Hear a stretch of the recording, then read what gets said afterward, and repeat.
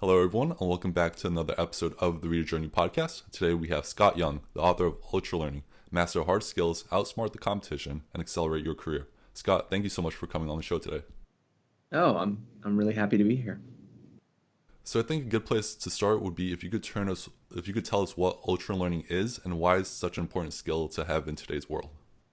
Right. So, ultralearning is a term that I use in the book to describe people who take on really ambitious, aggressive, self-directed learning projects. So, I talk about a lot of stories in the book, so it's kind of one of those you know it when you see it kind of phenomena. But in the book, I give a more kind of general definition where I describe it as learning that is aggressive, meaning that you're really focused on getting the most from your time. You're really trying to optimize it, as opposed to, learning for fun, or it's just something to while away the time and you're focused on convenience.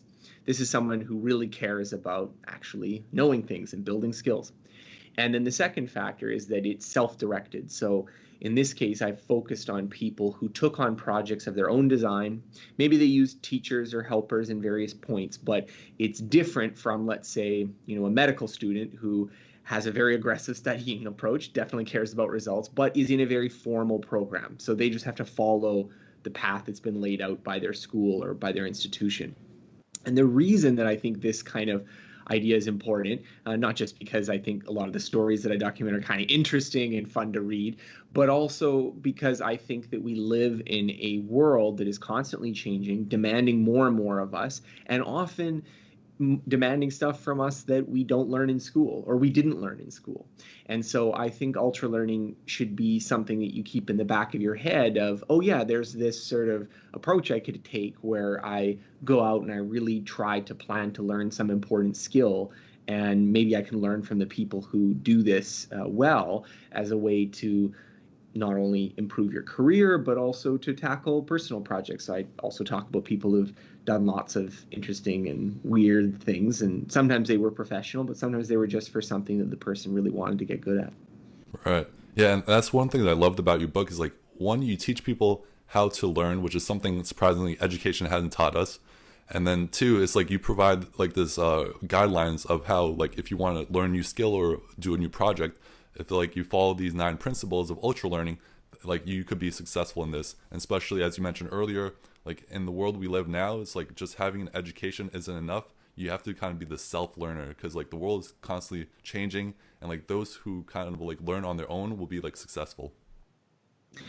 Yeah, and I think don't get me wrong, the book isn't saying that everyone should drop out of college or school is evil, but I do think that there's a certain rigidity to what we learn in school and how we approach it. These are big institutions. They often don't change that dynamically, and quite frankly, a lot of us can't afford to go back to school, or we can't take years of our life off to do things. So I think having this as an additional tool or additional option is really what I wanted to try to present in the book.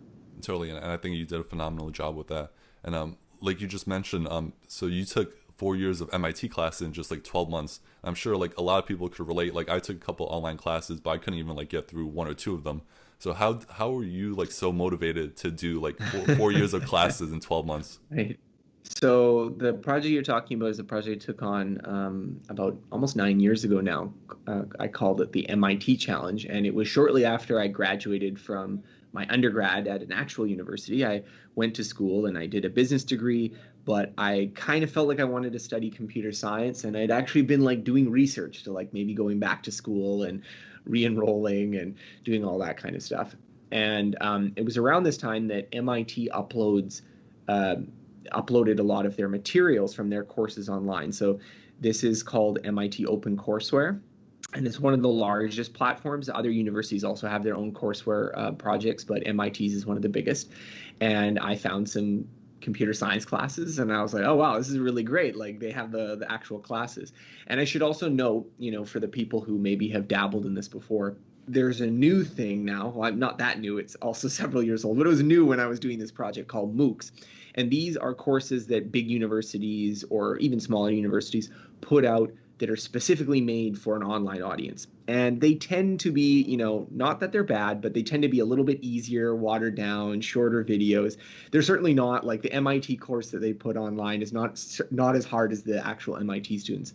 This is different from OpenCourseWare because OpenCourseWare was not really intended for like mass online audiences. It was just, we're going to just set up a camera in the classroom and then just upload the PDFs of the exams and then like just go wild, do whatever you want. And it was often even intended for other educators. So like if you were a professor of physics, you could see how MIT is teaching physics or something like that. And so the disadvantage of that is that it's not quite as user-friendly. Like I had to kind of piece together, okay, how would I actually get something that resembles an MIT education? And then also it's difficult. Like it's the course material is at that MIT level because it's the actual stuff they used in the actual classes. And so I kind of dabbling around with this thought, has anyone ever tried to like build their own degree program using these online resources? And I couldn't find anyone. And this just seemed crazy to me because it's like, you mean the university that costs hundreds of $1,000s and you have to be in the top 0.1% of people to get into the school? You could just go and do it. Like you don't even have to do it. That just seemed crazy to me. And so I kind of started getting this idea for this project and it wouldn't leave me. I was kind of obsessing me for about a year or so. And then when I finally graduated and I had several months out of university, I decided to pull the trigger and start working on it. So I think for me, the motivation was there to learn. And it's certainly difficult to go through a class and to sustain that motivation. But I think one of the things that often get missed is that when you design and take on your own project, it's often very different from if you are, pushed and forced to do something in a school setting. So I felt like, yes, it had some difficulties for motivating myself, but I often found I was more motivated to do something that like, this is my project, this is my kind of cool little experiment that I'm doing, as opposed to, oh yeah, I guess I got to enroll in these classes and show up every day. Right. Yeah. It sounds like when you have that freedom to choose like a project you want to pursue, like your motivation is going to be a lot higher than like someone forcing a project onto you. And I think I recommend that people follow their own motivation when picking projects. I think, a lot of the people I document, where it started was this kind of like, wouldn't that be cool? Or like, oh, that would be really cool to do something like this. And then really diving in and going forward. So I don't think the book is necessarily going to say, okay, how do you learn something that you really, really hate? But it is more about you probably recognizing that there's a lot of really big opportunities that would excite you, but maybe you've kind of held back, or maybe you haven't really kind of thrown yourself into them. And if you document people who really have thrown themselves into it, you can kind of see, you can see some of these big results. Right. Yeah, and what I really enjoyed about your book is you share a ton of advice on how, if there is some project you want to pursue, you share like how to accomplish that. And like for instance, I really enjoyed the chapter about focus and like dealing with procrastination and distractions, because I feel like that's something we all have to deal with. Yeah. So can you share some advice on for listeners on how to deal with distraction and procrastination? Yeah, so I mean, there's a lot of obvious advice that I think probably people have heard before, that you should go into a quiet space where you're not going to have things. You should turn off your phone or put it in a drawer or something so you're not looking at it. Turn off notifications on your computer, shut off your email. These are all kind of obvious things. But I think at the kind of core of it, I think there's a few other things that maybe often get missed. So one of them that I really stress is actually dedicating time to doing the project you have. And I think this is particularly important if it's a personal project. So if you're working all day and then you want to spend an hour a day on some learning project, you actually have to carve out that time. And so what often happens is you do it in a kind of, well, I'll do this when I have time. And then the problem is that maybe in the abstract, you are really keen on the project, but in the moment when you're weighing, should I do this hard thing or sit and watch Netflix? Netflix tends to win, right? So I think you actually have to schedule it. You have to actually make it in your plan. And then I think the other thing that you need to look at is getting a self-awareness of where your friction is with the project. So if it's all friction all the time, maybe you've just designed the wrong project and you need to like reconsider that. But often it's the case that, on average, you want to do this thing, but maybe you have a lot of difficulty starting. or maybe you have a lot of difficulty when you hit certain parts of the project. So I can talk about, my MIT challenge experience. I had no problem watching the lectures, but it was like the first time you have to do those problem sets, it was always like, because you were going to do them badly, right? And I knew I was, the first times I'm doing the questions, they're not going to be very good. I'm going to realize how much I don't know. And so it's often about recognizing that. So when you notice, oh, okay, this is my stumbling block, you can put a lot of your attention onto overcoming that. So Pomodoros tend to be a technique. I think it can be sometimes a little overrated. People will break up their whole 8-hour day into 20-minute Pomodoros, which doesn't always make sense to me. But the idea of, I have a lot of difficulty starting, so how do I reduce the pressure of starting, or make it more automatic, or make it something that's easier to do?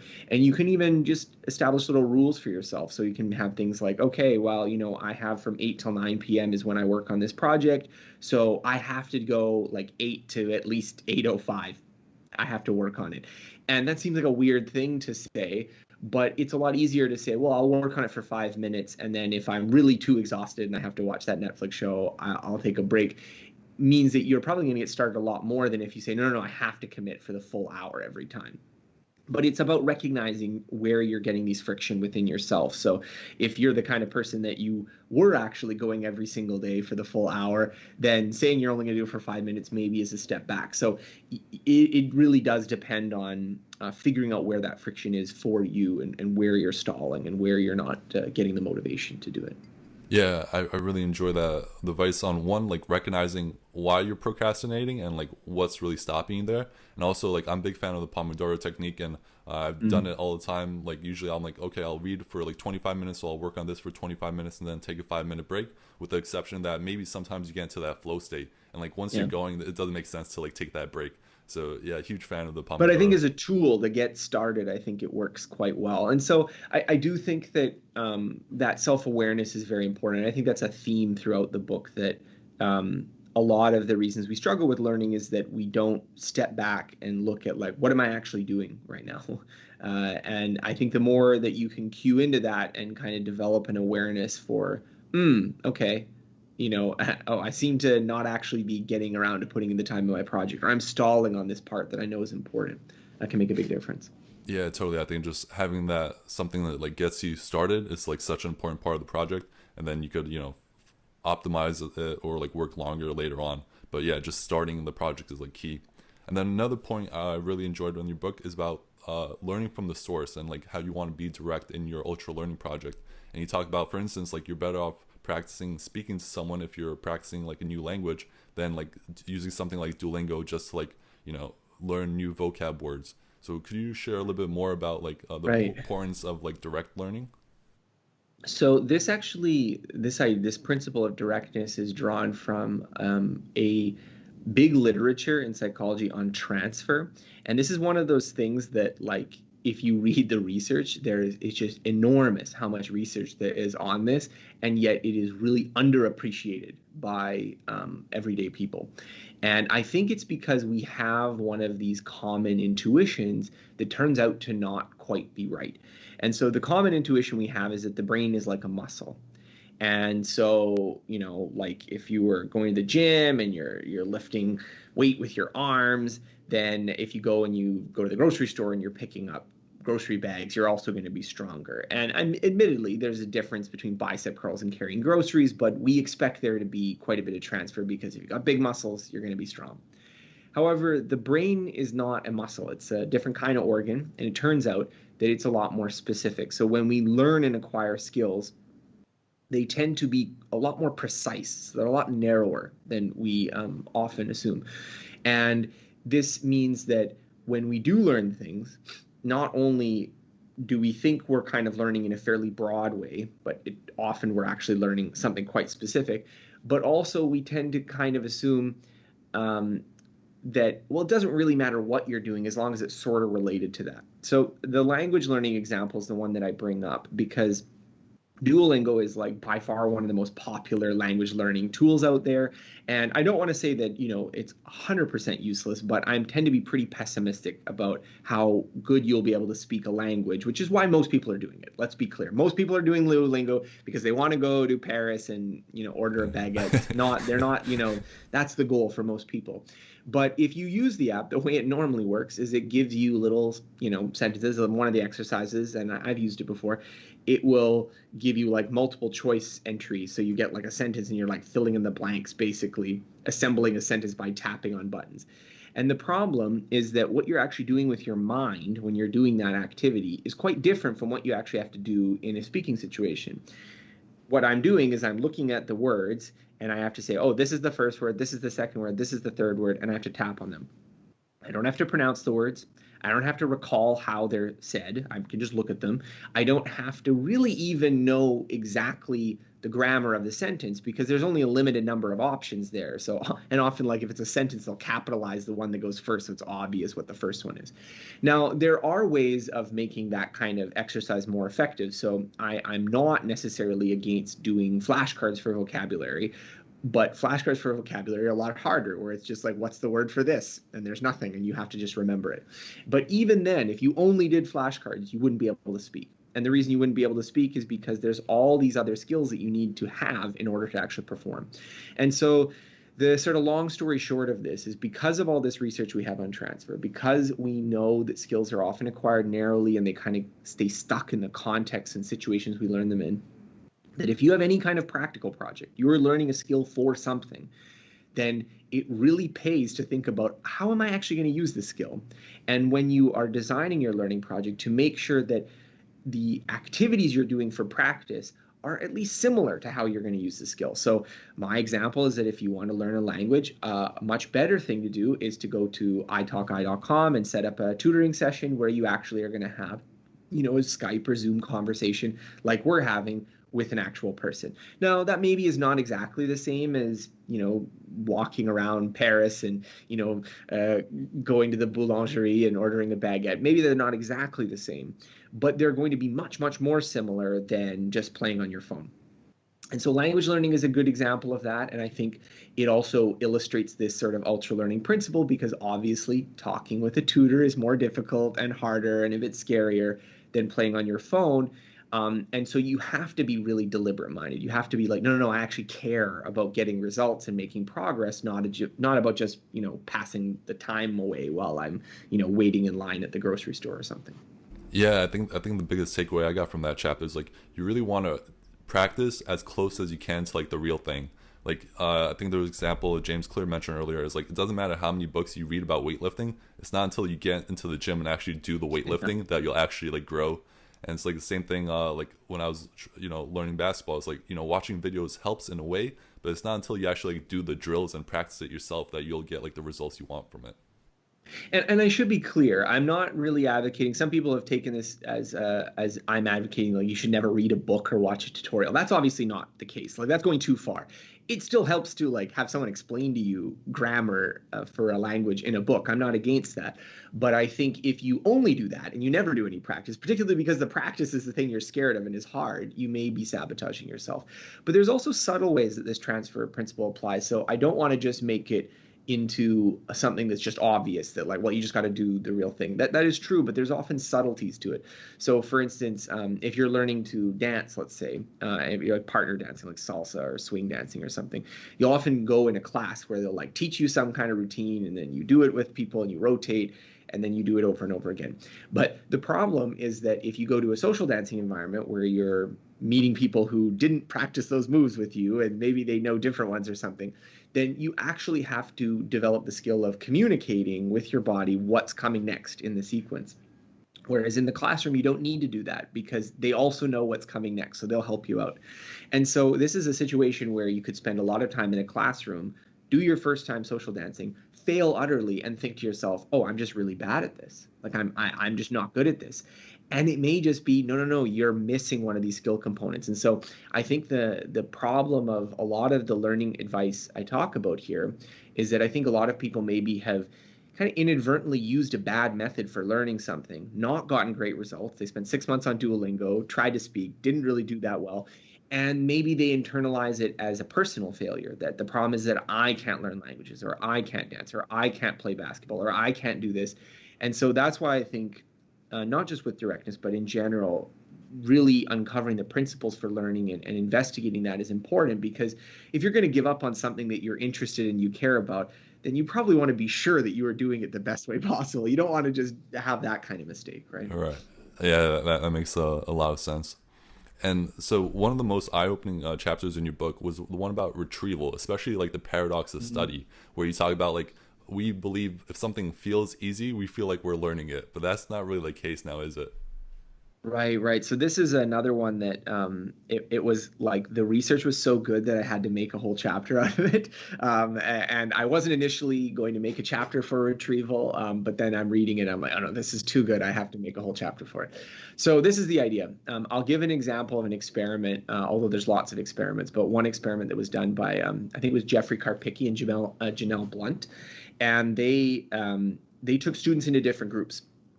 And one of the groups, they got to do repeated review. So you're given a certain amount of time to study, and repeated review means you're given a text, it's an essay or a chapter or something. You just read it over and over again, right?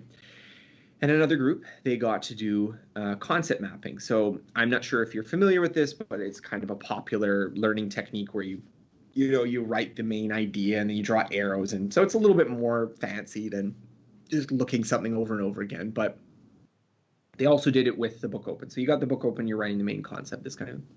Third group did what they call free recall, which is a super dead simple technique. You read it once, you close the book, and then just try, what was in that? What was it that I just read? And I try to remember everything I can. There's no questions, there's no it's not fancy. This is just very simple. And there was two parts to it. So the first part was, after they did this, they asked the students, how well do you think you learned the information? So if I were to give you a test right now, how well would you do? And the interesting thing is that the repeated review people scored themselves very highly. So they were like, I know this. I've seen it again and again and again. Whereas the free recall people were like, oh, wow, this is really hard. I didn't remember anything. I'm going to do really badly on a test. And the concept mapping people were somewhat intermediate. And the interesting thing of this is that it's the free recall people that did way better on the actual test.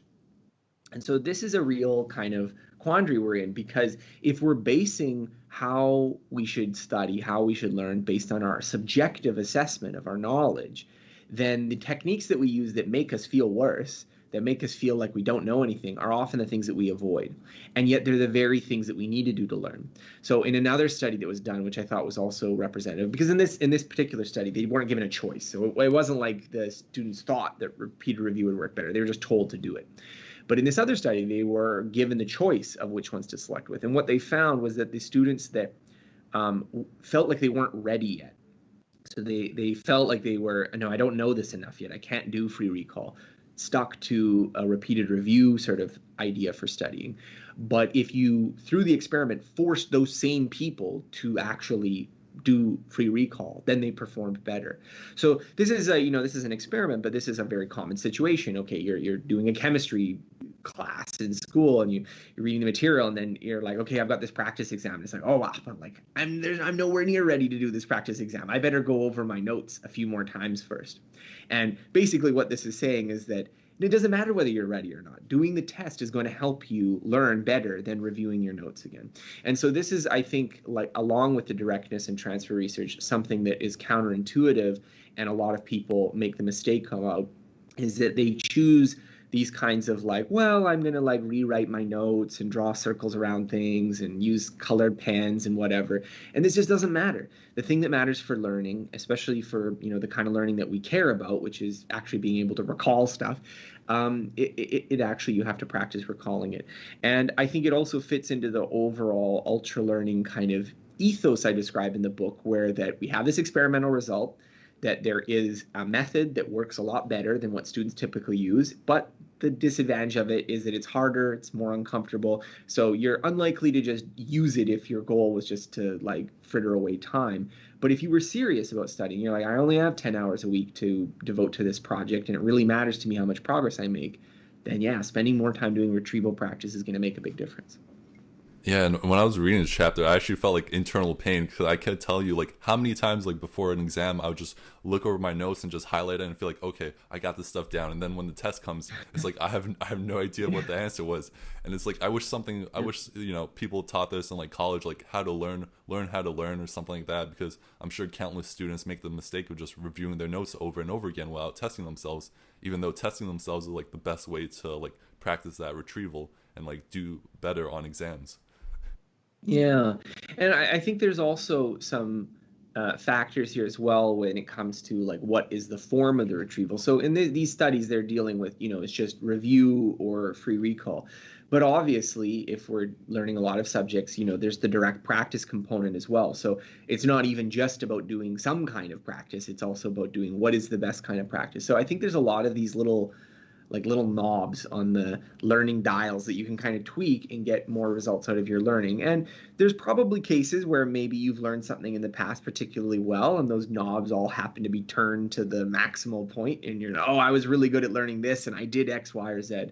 But I think the idea is that if you can make these principles explicit, then when you're approaching something where maybe some of the dials are not turned the right way, you can spot that in advance and be like, okay, I'm not doing retrieval here. I'm doing this other thing, and that's why I'm not going to get good results on this test or good results on this thing that I care about.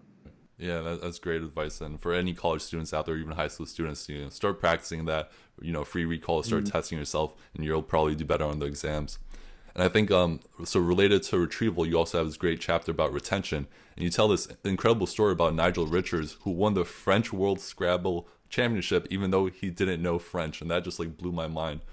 Can you share like some of the strategies that he used to like remember more and prevent forgetting? So Nigel Richards is a very, very interesting case, and he was just like an example of like one of the stories that I encountered in the book that just, first time I heard it, I was like, oh, I have to include this. Now he's a very interesting guy. He is considered by many to be the best Scrabble players ever lived. So he doesn't just play French Scrabble; he also dominates English Scrabble. So he's like one of these, Usain Bolt type people for Scrabble. The Wayne Gretzky for Scrabble. He is the real top of his class there, and he doesn't seem to have any like really fancy technique. So it's not like I can pin it down that he's got some kind of crazy fancy technique. That's not true of all the people I document. One of the people I documented who was really good at Jeopardy, for instance, was his whole approach. Roger Craig. His whole approach was very much based on all this data analysis and flashcards and stuff. So there are people who really go kind of hog wild in that direction. Whereas Nigel Richards' approach, to me, it was more emblematic of the kind of overall spirit of ultra learning than some kind of fancy shortcut or technique. So one of the things he does is he reviews lists of words in his head. So he will practice this kind of retrieval where he is just thinking about the words over and over again and kind of going through them and trying to recall them so that he can recall all the words that are there. So he reads the lists of words and then he tries to recall them. And the kind of corresponding habit that went with this is that he's a really avid cyclist, and like crazy, like he would do a 14-hour bicycle ride to get to some tournament, do the tournament, and then do a 14-hour bicycle ride back. And the actual French Scrabble championship that he won was kind of like also an excuse for him to do a month-long cycling trip in France. And so you can just imagine him like with these lists of French words where he's just reviewing them methodically for hours and hours and hours as he's cycling, going through it. So the retrieval seems to be a factor. But I think also his approach to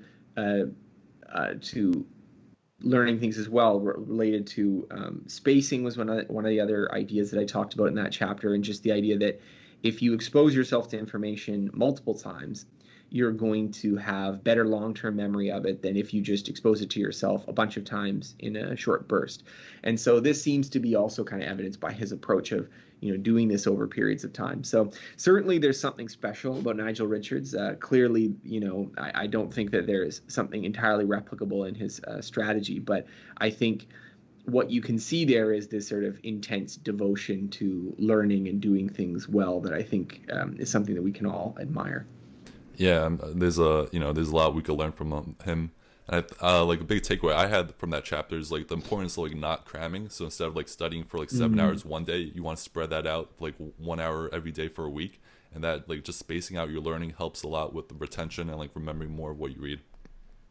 Well, one of the things that I would say if you want to remember anything is just realizing that this power of spacing that, and this is one of the things that's challenging, I think, for a lot of students when they're studying because it requires a lot more organizing. If you know, okay, I've got this exam coming up in 4 months or something like this, and I have to learn all this information, then it's very convenient for you to just say, well, I'll do unit 1 and then I'll do unit 2, then I'll do unit 3. But what we know is that if you spend a lot of time on unit 1 all in a row, you're not going to remember unit 1 as well as if you have to go back and recall unit 1 multiple times. So kind of like the retrieval, this is a technique that's a little bit more effortful. So there's different workarounds for it. Spaced repetition software is a very popular one. So if you have a very memory intensive subject, that was one that was used. So language learning is, I've used spaced repetition software, and it can be quite valuable because if you've got tens of thousands of vocabulary words, it's very hard to schedule that without some kind of software. But even if you're learning sort of a simpler subject, creating flashcards for yourself and making sure that you review old flashcards, and so that you could, okay, this particular fact I'm covering it about 5 times before the exam. That's a good rule of thumb to optimize your attention. And I think that optimize idea is important because I'm talking about a lot of things that seem like a lot of work, but at the end of the day, it's all about, okay, given a fixed amount of time, what's the best way that I can learn? And if you do it the right way, then you're going to be happier with your results in the long run than if you cram right at the end. Yeah. And so speaking of like retention and retrieval, and like, I read a lot of books, and this is a question I get a lot from my audience. Have you found like any like memory tips or any helpful advice for remembering more of what you read from like the books you read? Yeah, so I mean, there's different ways you can approach it. And I think the problem with reading books is that there's a quality quantity trade-off sometimes. So in many ways, the way I approach my book reading is somewhat different from how I've approached ultra learning projects, simply because my goal in reading books is read as many books as I can, right? So if I can increase my overall number of books I'm reading, then you kind of naturally do that as well. Like if you have some topics that you're interested in and you'll occasionally read books on those topics, then you're naturally going to do spacing because, every several months you're going to read a book on that topic and it'll remind you of stuff you read in the previous book and so on. So there is some benefit of that already. However, if you're really trying to study a topic rather than just, I want to increase my casual reading time, then I think there's a few things you can do. One is to do retrieval practice. And I think retrieval practice is probably the easiest thing you can do. You can formalize that. So, after you read a section of a book, you can just be like, well, what was in that, right? Or before you pick up the book again, be like, what was in the book? Like spend 5 minutes, what was in the book that I was reading? Try to recall as much as you can. A strategy that I use personally, which is a little bit more time consuming, but I find very effective, is to write essays about what I'm reading. So I write a lot, and that's an important medium for me. And so very often I have articles on my website which are, quite frankly, they're not even really written for other people. They were written on like, this interested me, this was a complicated topic. And so in me writing this essay, I have to practice recall, I have to synthesize, I have to make sure I understand the ideas.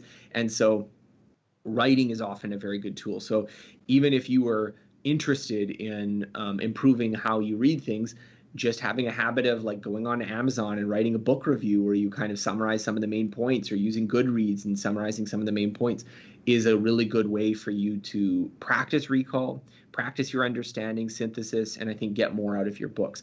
But of course, that also takes up more time. So you have to maybe decide which books you're going to do that for.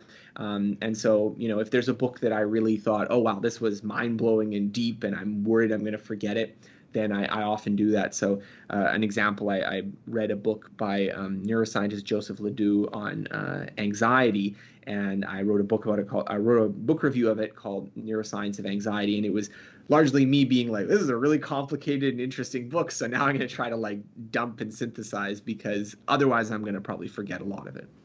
Yeah, and there's just so much wonderful advice you just shared right there. And I've been practicing a lot of that too. It's like after I finish reading like a chapter or two, I'm like, all right, let me try to write down all the things I learned. And like when I pick up a book, before I open it, I try to say, okay, what did I learn at my last reading session? And then yeah, when I finish the book, maybe wait a couple of days, and then I try to think what were like the key takeaways from this book, and maybe write like a book review or write like a little book essay just to like summarize all the information I learned. And like you mentioned earlier, it might be more work, but if it's a great book, it's worth investing that time because you're going to remember more of it and it's going to like pay off in the long run. Yeah, absolutely. And I think it's important to realize as well, like a lot of the stuff we're talking about is this kind of, all right, this is the optimal point you could get, right? Like if you were the marathoner preparing for the Olympics, how would you train? But that maybe isn't the same way you would want to train if you're like, well, I just want to do a 10K and I'm like, I don't want to make it that intense or that effortful. And so the point of this book and the point of kind of my research doing this was, so let's map out what is this sort of optimal approach, and then you kind of have the choice. You could say to yourself, okay, there's going to be some books that maybe I'm not going to have this active recall, effortful strategy because I'm just reading it for fun or because I just have time. That's totally okay. But I think it's always nice to know, I'm not remembering much from my books, or I'm not remembering or applying these ideas that I wanted to really take advantage of. What could I do? And then have that sort of in your back pocket, because certainly there's some books, some ideas that they really do matter. If you're studying for a big accounting test, for instance, you really want to know that stuff. You don't want it to be like, oh no, I cut to my exam and I forgot all of it. Yeah, and I think that's a very big theme throughout your book is like there's this trade-off between like effective learning strategies and what feels like fun and enjoyable. And we have to like balance it and know like when it's like something super important and we just have to like focus on the effective strategies so that way we remember it. And when's like, if I'm just reading a fiction book, I don't have to like take notes and analyze this whole thing if I'm just reading it for enjoyment. I think just knowing that balance is super important. Well, and I think it's also important to realize that doing things effectively can also be fun too. So like a lot of the projects I've undertaken, they were intense, but they were also exciting. They were fun. Like we didn't even get into the language learning project I did, but this was a, very, very intense kind of project, but it was also something that I really enjoyed. And I think I would have enjoyed a lot more than just playing on my phone for like a year or two and not getting any results. So I think it's not to say that something just because it requires more of you mentally is going to be not fun. Certainly we play video games, which are very difficult and we enjoy them. So it isn't to say that, but rather it's to say that I think often those more effortful things just are not going to be the default. They're not going to be the thing that you do automatically. And so it does require a little bit of deliberate attention. And I think it also requires understanding why you're doing it. Like if you don't realize that doing this free recall is much, much more effective than rereading your notes for studying, if you think that, well, they're probably about the same, then you might just drift to doing the reviewing your notes, right? So I think that knowledge is power. If you understand how learning works, you understand spacing is better than cramming, that retrieval is better than review, that direct practice is better than indirect practice, I think you'll be much better equipped to handle a lot of those problems. Yeah, that's really great, and I appreciate you like going into like the nuances because yeah, I feel like I might just be like generalizing a lot of the advice, but of course there's like always more details, and that's why people should definitely read the book if they want to get all those like details and learn a lot more about learning. And so for listeners who feel like inspired by this conversation and they want to take action, is there any advice you would give someone who's starting their first like ultra learning project? Yeah, so well, other than buy my book, no, I should say if I were starting with a project, I think the number one piece of advice I give, which is the thing that you should always start with, is take planning seriously. I think that a lot of learning projects particularly suffer from this because they're kind of hard. And there's a lot of research on people who do sort of learning as an adult, doing their own self-directed learning projects, and people just gravitate to whatever is immediately available. And so the key lesson or key insight of this is spending a little bit of time researching, figuring out what resources are available, picking something that's good, planning your actual approach, figuring out where you're going to put the hours in, what techniques are you going to use. It's like, okay, I'm going to do this to practice, I'm going to do this to retrieve and learn the knowledge. That these can have big impacts, and yet we often neglect them. We just kind of, I'll just do it for a little bit, and then, it's hard, and I'm not making much progress, and I'm fizzling out. And I think if you take the planning process seriously and actually structure your project and allocate time and figure out what methods you're going to use and what materials you're going to use, if you spend a bit of time in advance doing that, you're going to be much more successful with your projects. And so that's what I'd like to hopefully see from people, is just taking the learning process seriously. And also the converse of that is, if you take it seriously, you can probably learn a lot more than you can if you haven't taken things seriously before. So there's definitely been cases of people I've talked to who, yeah, maybe they abstractly thought, okay, yeah, maybe I could do this at some point, but actually going through this process and setting up a project and researching it and planning it out, they're often able to do things that, oh wow, well, I've never done anything like that before. Yeah, and I really appreciate towards the end of your book, you provide like the guidelines for anyone starting their own ultra learning project, and like providing these practical steps, like plan, do your research, schedule your time, like execute on your plan, and like review your results. And I just found that like super helpful for anyone like looking to start their own ultra learning project. Oh, thank you. And so, Scott, you mentioned a little bit earlier about like the language project you did, where you went to like 4 different countries to learn all those like 4 different languages. And let's say someone else started like their own ultra learning project, or they're trying to learn a new language. How do you prevent yourself from forgetting like a skill that you mastered, or like a similar ultra learning project that you finish, and like now you're not in you're not in Spain, you're not speaking Spanish. So how Yeah. do you like maintain those skills that you spent so much time learning? Well, so one thing I will say, and I think this is something that I've come to appreciate more and more, is that particularly for memory intensive subjects, the maintenance for those skills can be considerable. So one of the people I document in the book is Benny Lewis, and he speaks about, I don't know, 10 languages now, and he's learned more than this. And I remember this was before I'd learned any other languages, and I met him, and he had gone and spent 3 months in, I don't know whether it was Poland or Czech Republic or one of these Eastern European places. And I said to him, like, oh, well, like, and I'd seen videos of him, conversing at kind of a lower intermediate level. And I was like, oh, wow, you can speak this language now. And he's like, well, I'm probably not gonna maintain it. And to me, that seemed crazy at the time, because I was thinking, like, how can you go to all the effort of learning it and not maintain it? But I'm now wiser, and I now understand that to speak like a language, which is a memory intensive subject, to be able to keep it crisp, where you're able to, like, at a drop of a hat, have a conversation, requires some ongoing effort. And so I think that the ongoing effort is not huge, especially if we're dealing with 1 or 2 languages. And I think indeed with language learning, I think that's a big problem that polyglots face, is that if you speak more languages, there's more interference. So I definitely find it harder to maintain, now on top of English, 6 languages than if it was just French or just Mandarin, it would be like not so bad.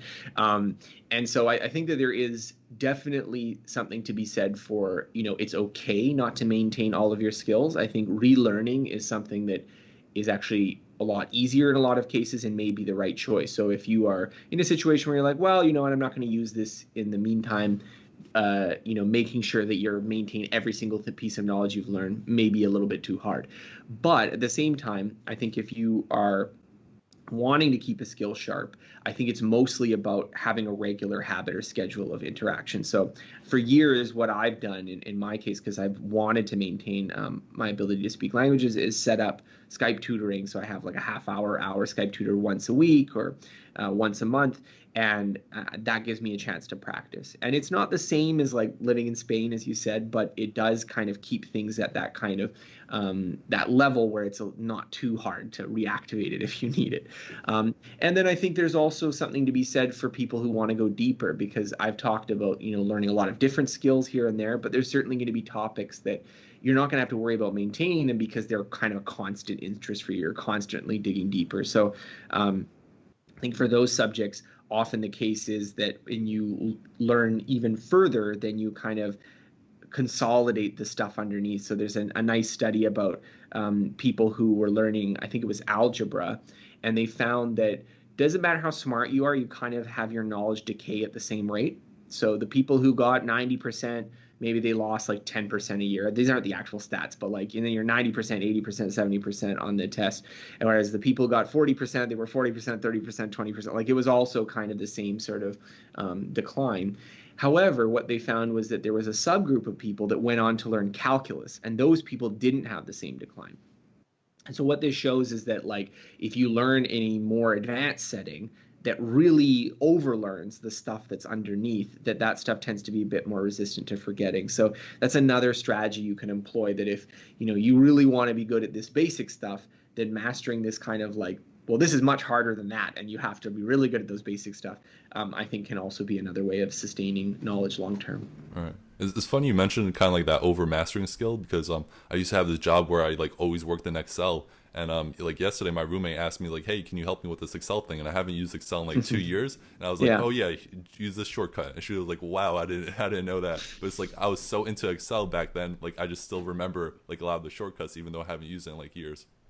Definitely, and that's one of the things that's borne out by the research is that overlearning and proceduralization. So the idea that like it's just kind of what we call muscle memory. It's not really in your muscles; it's in your brain. But what we call muscle memory, this is is this sort of proceduralization, and it seems that those kinds of skills are learned differently than declarative knowledge or things that are like facts and concepts and ideas.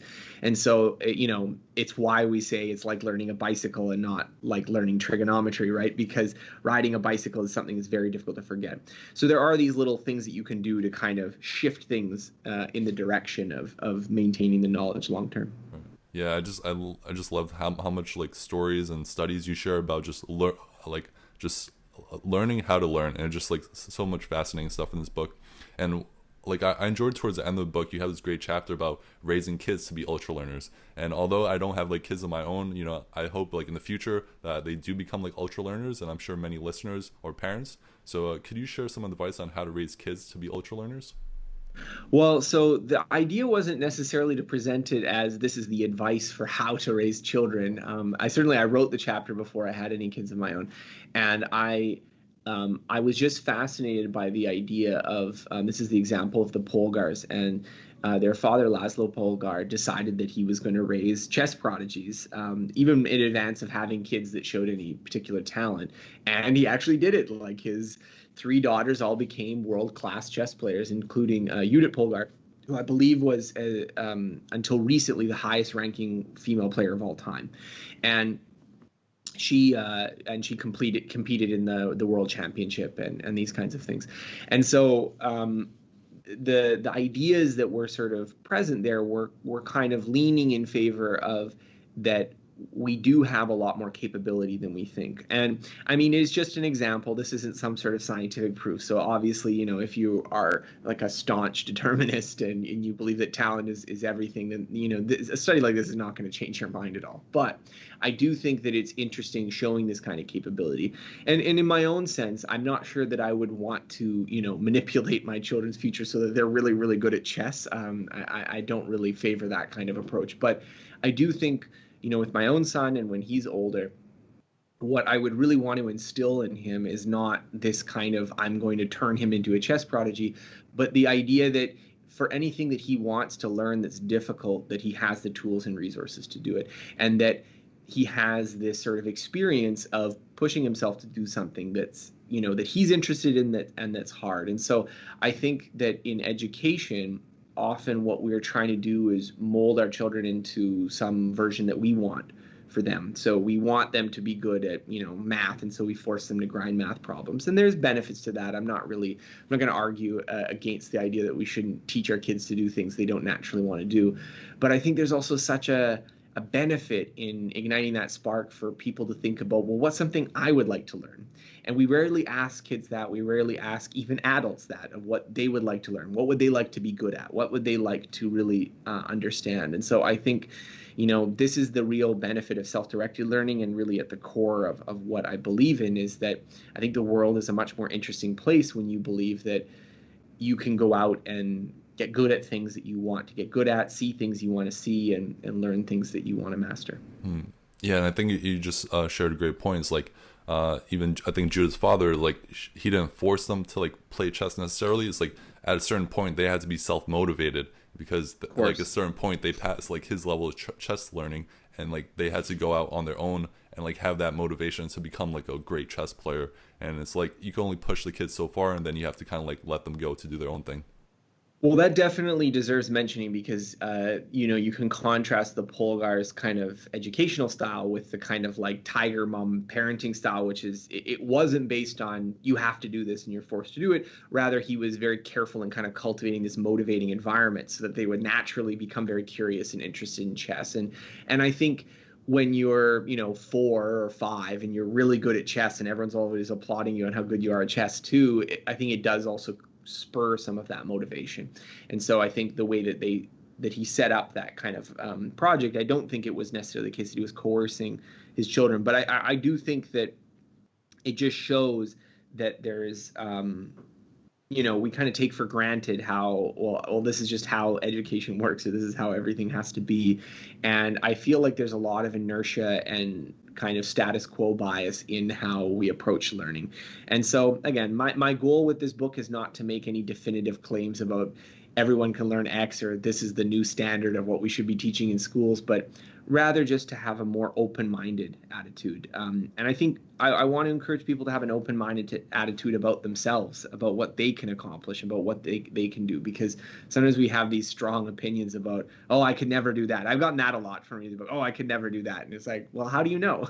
You don't actually. You just think that. But Yeah, I think the one way to describe your book is not like this is the only way to learn and this is what you should follow, but here's a path to learn. And if you want to, pursue a project, these guidelines will likely help you, and just give it a try and see what happens. And for many people that have read your book, and you share a ton of examples of real students that have followed your ultra learning process and like have had incredible results from it. So I think like, hey, like this is the path, check it out, and you never know, it might be like a great way, great path for you to take.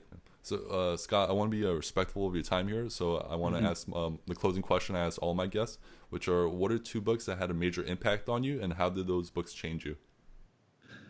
Oh wow. Well, I've read a lot of books. I always find these questions kind of hard because I always feel like I'm missing some book out. One book that had a really big impact on me early on was David Allen's Getting Things Done, sort of a perennial classic. I think that book had a big influence on me because it showed me this idea of optimizing systems to get better results. And I wouldn't say that my approach to learning is like very David Allen-esque in that I'm not as big about having tons of lists and files and folders and documents. There are people who really like doing that. It's just not me. But I do think that it kind of kindled my spirit of thinking about tinkering, and about also recognizing that our mental hardware is often not very well equipped for performance in the modern world. So I think that applies not only to productivity, but also to learning. That the way we approach things by default, I think, worked really well for our hunter-gatherer ancestors, but maybe not so well for someone who, has to read a bunch of books and has to think about abstract ideas all day. So that book, I think, has had a big influence on me. I think another book is Cal Newport's Deep Work. Cal Newport's a personal friend of mine, and Deep Work was actually I used that book as the template for, like, when I was writing my book, I was like, well, what's a structure I can use? And my book ended up being quite a bit different, obviously, as I worked on it. But that was sort of the starting point. Was I really liked that idea, and I feel like attention and focus and committing yourself to doing hard mental activity is sort of central to my philosophy. So Cal and I have collaborated on a number of projects together, and we definitely are kindred spirits in that way. Yeah, that's awesome to hear. And yeah, I was getting like a little Cal Newport vibe from this book. And yeah, I loved his book. Yeah, Deep Work.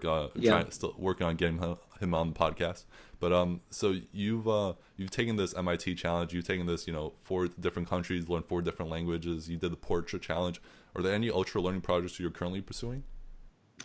Well, I don't have anything particular right now that I'm doing publicly. So I tend to kind of make a distinction between the projects I do personally and publicly, because publicly I like to like document them and make them really and so that's actually quite a bit of work of like there was actually when I did the year without English, that was the travel language learning based project. There was like a non-trivial amount of like filming that we actually did on there. So it was always funny because we were doing a learning project, but it was also like, oh, we're also trying to make a documentary at the same time, which created its own challenges.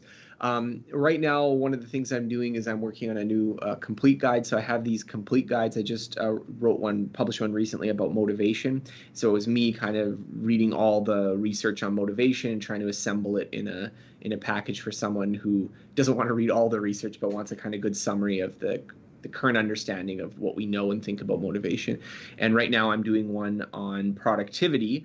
And so I have, here's a book I have right now. This is The Evolution of Management Thought, is one of the books in my reading list right now that I'm going through.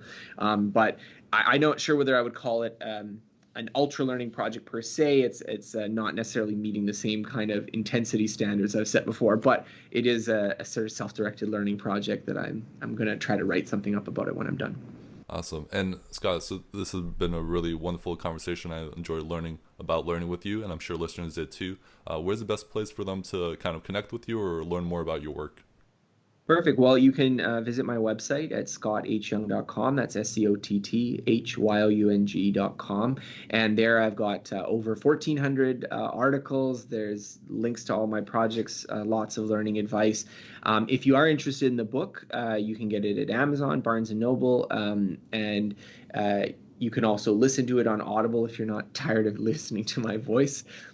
I think we recently crossed 1,000 reviews on Amazon, so I was very happy about that milestone, but it's very gratifying that a lot of people are enjoying the book and getting some value out of it. 100%. I definitely got a ton of value with it, and I'm sure listeners from this episode will too.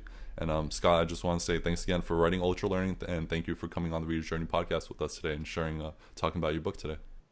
Oh, thank you so much for having me. Thank you.